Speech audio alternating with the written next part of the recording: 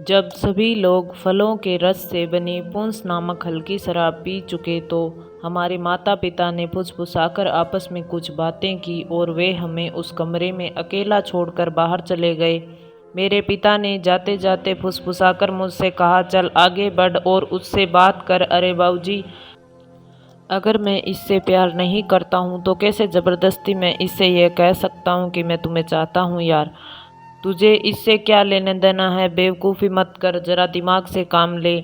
और यह कहकर मेरे पिता ने कहर भरी नज़र मुझ पर डाली और कमरे से बाहर चले गए। तभी उड़का हुआ दरवाज़ा खुला और किसी उम्रदराज औरत का हाथ कमरे में आया और उसने मेज़ पर रखी हुई मोमबत्ती उठा ली। अब कमरे में पूरी तरह से अंधेरा छा गया था। मैंने सोचा, खैर चलो, अब जो होगा देखा जाएगा।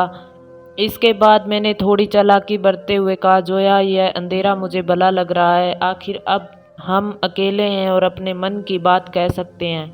अंधेरा मेरे चेहरे पर झलक आई शर्म को छुपा रहा था। यह शर्म का एहसास मेरे मन में इसलिए पैदा हुआ है क्योंकि अपनी भावनाओं के कारण इस समय मेरा दिल जल रहा है, उसमें जैसे आग भड़क रही है। यह कहकर मैं चुप हो गया। उधर जोया का दिल इतनी ज़ोर ज़ोर से धड़क रहा था कि उसकी आवाज़ मुझे भी सुनाई दे रही थी। उसका बदन भी बुरी तरह से कांप रहा था। यह कंपकंपाहट उस बेंच से होकर जिस पर हम बैठे हुए थे मुझ तक भी पहुंच रही थी। यह बेचारी लड़की भी मुझसे प्यार नहीं करती थी, बल्कि यह तो मुझसे वैसे ही नफरत करती थी जैसे कोई कुत्ता उस छड़ी से नफरत करता है जिससे कभी कभी उसे सज़ा दी जाती है। हालांकि मुझे तब तक बहुत से पुरस्कार मिल चुके थे, पर फिर भी उस लड़की के सामने मैं एक वैसा ही वन मानुस बना बैठा था जो असभ्य, अशिष्ट और गंवार होता है। मैं भारी थोबड़े वाले बड़े बड़े जुकाम और अक्सर पी जाने की तरह लगा रहता था। लगातार चलने वाली शराब की वजह से मेरी नाक फूली हुई थी और मेरा थोबड़ा लाल बबूका बना हुआ था। मैं इतना ढीला ढाला और आलसी हो चुका था कि बालू भी मेरे सामने ज़्यादा फुर्तीला और ज़्यादा चालाक दिखाई देता है, और मैं कितना नीचे गिर चुका था उसके बारे में तो कुछ बताया ही नहीं जा सकता। कभी मैंने इसी जोया से, जिससे अब मेरे रिश्ते की बात चल रही थी, रिश्वत भी खाई थी। उससे अपने मन की बात कहकर चुप हो गया था क्योंकि अब मुझे इस लड़की पर दया आ रही थी। और चलिए बाहर बगीचे में चलते हैं, मैंने उससे कहा, और यह घुटन महसूस हो रही थी। हमारे माता पिता उस कमरे के बाहर ही खड़े हुए थे और हमारी बातचीत सुनने की कोशिश कर रहे थे। हमें बाहर निकलता देख वे जल्दी से बरामदे के कोने में जाकर खड़े हो गए। हम घर से बाहर निकल आए और घर के सामने बने बगीचे में एक पगडंडी पर चलने लगे। जोया के चेहरे पर चांद की रोशनी चमक रही थी। मैं बेवकूफ़ों की तरह उसे घूर रहा था। मैंने उसके चेहरे पर झलक रहे लावण्य और मधुरता को महसूस किया। फिर एक गहरी सांस भरी और उससे कहा, लगता है नर कोयल गा रहा है, अपनी मादा को लुभा रहा है, पर मैं भला किसी को क्या लुभा सकता हूँ। जोया का चेहरा शर्म से लाल हो गया और उसने अपनी नज़रें झुका ली। शायद उसे पहले ही यह बात बता दिया गया था कि उसे मेरे सामने किस तरह का अभिनय करना है। हम दोनों बगीचे के उस पार नदी के किनारे पहुंच गए थे। लहरों की अटखेलियां देखने लगे। नदी के उस पार सफ़ेद गिरजाघर चमक रहा था। उस गिरजाघर के पीछे लगे पेड़ों के उस पार हवेली, जमींदार कुलदारफ की बड़ी सी हवेली झलक रही थी। इसी हवेली में वह कलरक बलिस्तीन रहता है जिसे जोया पूरे मन से चाहती है। बेंच पर बैठकर जोया ने अपनी निगाहें उस हवेली पर टिका दी। मुझे जोया पर फिर दया आई और हे खुदा, हे ईश्वर, हमारे माँ बाप को स्वर्ग में भेजना, लेकिन कम से कम एक हफ्ता उन्हें ज़रूर नरक में रखना। मेरी ज़िंदगी सिर्फ एक इंसान की ताबेदार है, सिर्फ वही इंसान मेरी खुशी की जिम्मेदारी ले सकता है। मैंने अपनी बात को आगे बढ़ाते हुए कहा, उस लड़की के लिए मेरे मन में एक ख़ास जगह है, एक ख़ास एहसास है। सच सच कहूँ तो मैं उसे बहुत मोहब्बत करता हूँ। मैं बुरी तरह से उसके इश्क में डूबा हुआ हूँ, उसे बेहद प्यार करता हूँ। यह सवाल है यह है कि वो मुझे चाहती है या नहीं। अगर वो मुझे नहीं चाहती तो वो मुझसे प्यार नहीं करती तो समझिए मैं बर्बाद हो जाऊंगा, मैं मर जाऊंगा।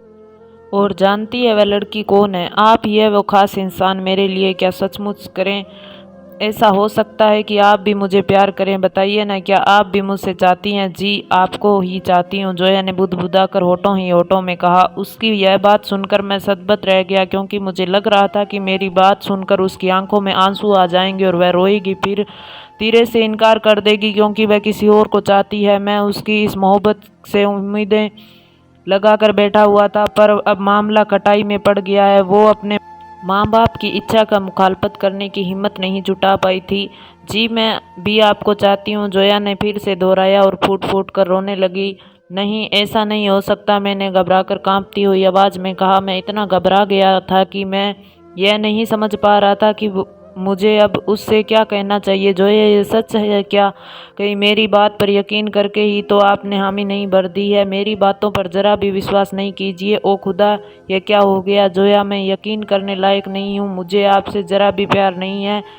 वह तो मैंने यही कह दिया था, मुझे सारे जमाने की बददुआएं लगे अगर मैंने सच में कहा है। मुझे यकीन है कि आप भी मुझसे प्यार नहीं करती। प्यार वार ये सब बेकार की बातें हैं। मैं बदहवास होकर बेंच के चारों तरफ भागने लगा। और ये मजाक है, ये प्यार वार शादी वादी ये फालतू की चीज़ें हैं। ज़मीन जायदाद के मामले में ये सब और इन्हीं की वजह से हमारा रिश्ता तय किया जा रहा है। आपसे शादी करने से बेहतर है कि मैं अपने गले में एक भारी पत्थर लटका लूं। उन्हें आखिर तक क्या हक है कि वो हमारी ज़िंदगियों के साथ खिलवाड़ करे? वो लोग हमें अपना गुलाम समझते हैं क्या? जब मर्जी हुई जिस भी किसी कुंटे के साथ बांध दिया। नहीं, हम ये शादी नहीं करेंगे, चाहे कुछ भी हो जाए। हमने अभी तक उनकी सारी बातें मानी थी, पर अब नहीं मानूंगा। मैं अभी जाकर उनसे कहता हूँ कि आपसे शादी नहीं कर सकता, बस बात खत्म हो जाएगी। अचानक ही जोया ने रोना बंद कर और एक पल में ही उसकी आंखें सूख गई। उधर मैं अपने जुनून में बोलता ही जा रहा था, मैं अभी उन्हें बता दूंगा। आप भी कह दीजिएगा कि आप उन्हें बता दीजिए कि आप मुझे कतई नहीं चाहती है और बलिस्तीन से प्यार करती है। आप कह दीजिए कि शादी करूंगी तो बलिस्तीन से ही।